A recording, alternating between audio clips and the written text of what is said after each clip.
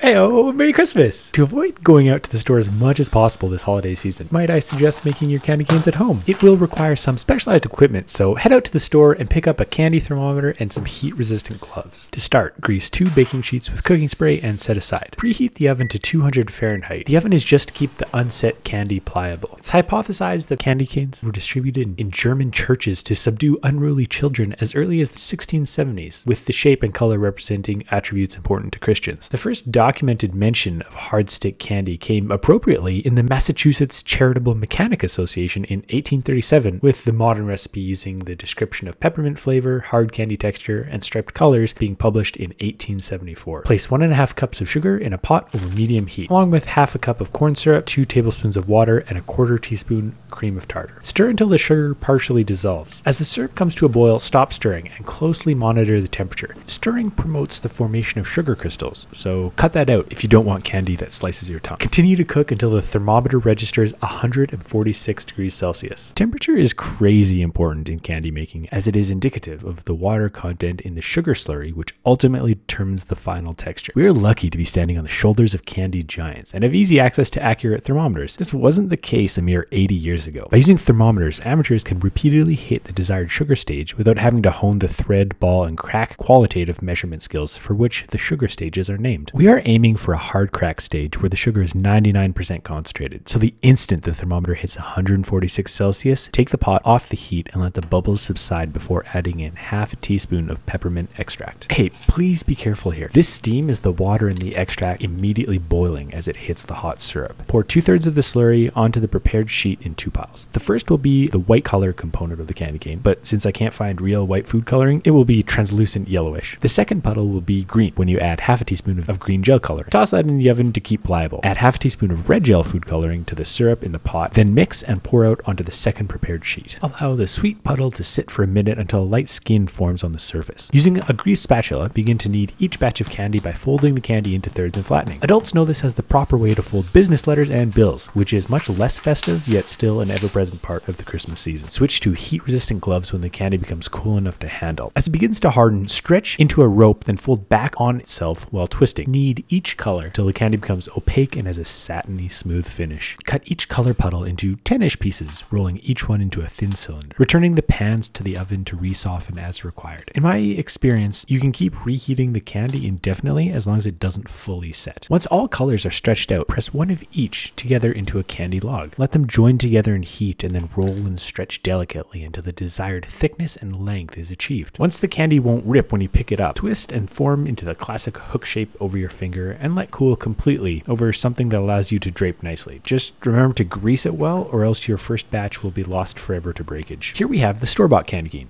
Beautiful. This one is my first attempt where the sugar syrup only hit the soft crack stage at 140 Celsius. Over a couple hours, this one will tend to drip and conform to the shape of whatever it's sitting on. And here is the final product of the hard crack stage. Definitely the right texture and shape, a bit too much green dye, easily fixed in post. And here we have the wastage with broken scraps. Hey, have a great holiday at home, away from other people.